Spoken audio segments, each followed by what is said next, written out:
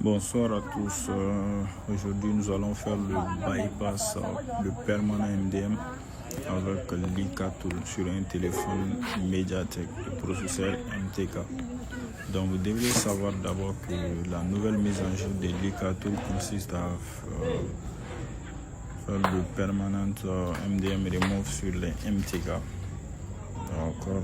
Donc, on a deux modes, le mode Brom et le mode Meta. Donc Meta concerne tout ce qui est Techno Mediatek jusqu'au dernier Camon, jusqu'au Spark Pova Slim. Ok. Donc pour les nouvelles versions, les versions récentes comme Camon Slim, Spark 50 et autres, on peut les faire avec le mode Brom.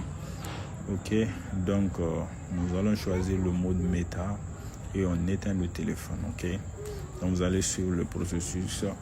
Donc même chose comme le bypass avec bypass step 1 et autres. Donc on presse sur rien.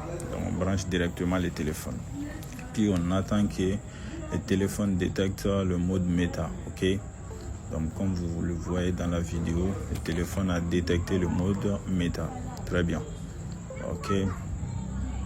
Donc on va attendre le processus.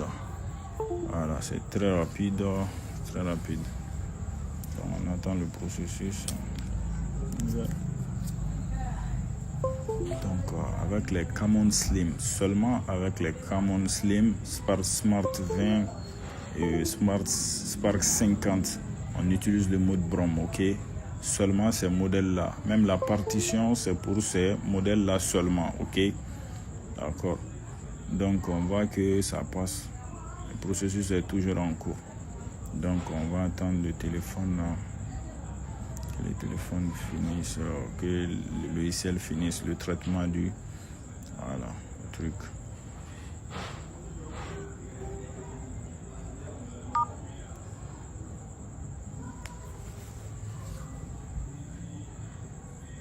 Donc vous voyez.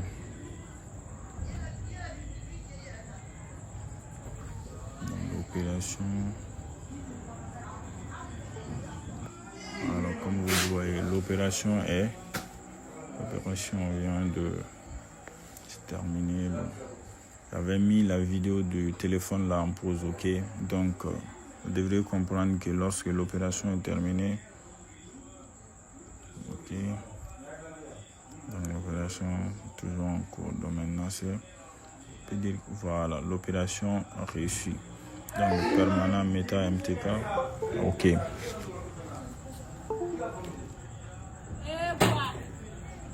Donc maintenant le téléphone se démarre. J'avais mis la vidéo du téléphone un peu en pause.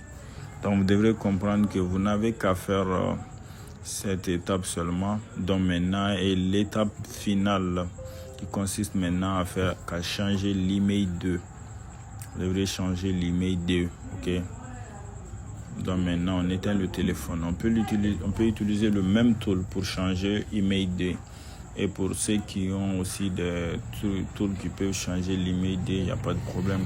Comme avec l'ICATool, c'est à 0,3 crédit, ok.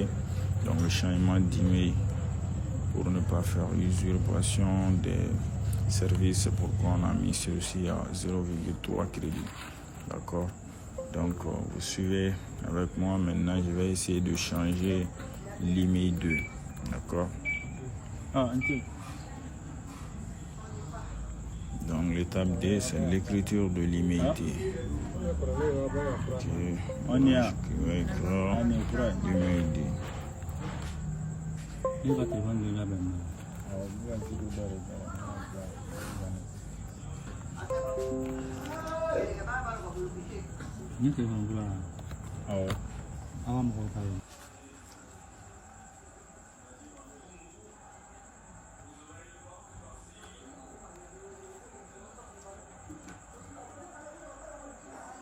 D'accord.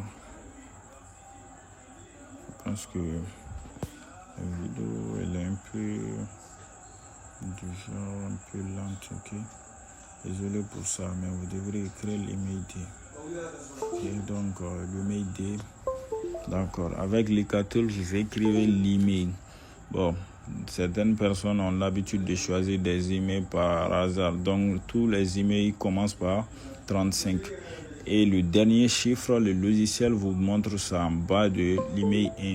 Donc, il vous montre le dernier chiffre et vous choisissez ceci donc, pour que l'email soit valide. Dans le cas contraire, le logiciel ne va pas afficher le bouton démarrer si l'email D là n'est pas valide. Donc pour que l'email soit valide, il faut voir ici en bas de l'email 1. Okay? Donc maintenant, le processus est en cours. Même chose avec le bypass, avec le bypass permanent Meta. Donc vous n'avez juste qu'à cliquer sur écrire email, démarrer. Donc mettez l'email dans le champ d'email D. Donc démarrer et puis vous branchez le téléphone. Je pense que cette vidéo elle a été un peu lente. Donc vous devez comprendre que le processus est plus rapide que ça. Bon, voilà. Donc je suis pas trop fort dans les trucs de montage vidéo. Voilà, donc le processus, je pense que c'est bon. Voilà, l'opération a réussi. Donc l'email D, nous l'avons mis. Et on peut dire que le téléphone est bypassé de façon permanente. Donc vous voyez que voilà, j'ai configuré le téléphone, cette partie. Voilà, je n'ai pas pu vous montrer ça pour que la vidéo ne soit pas trop encombrante. Donc il faut juste voir l'email. Vous voyez que l'email D. Donc on a fait tout ce taf là sans anti-crack. En seulement 2 clics. Donc pour ceux qui me demandent que est-ce que l'écriture de l'email D est obligatoire, non, c'est pas obligatoire, c'est facultatif. Bon, pour plus de stabilité au niveau du réseau, vous pouvez écrire l'email D.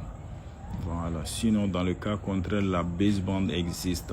Tant que la baseband existe sur le téléphone, le téléphone est capable de mettre des appels. Donc maintenant je mets le code de mon Wi-Fi. Vous voyez, donc maintenant je connecte. Donc l'opération a été un succès. Vous le voyez, le téléphone est bel et bien connecté sur le Wi-Fi. Aucun problème, aucun souci.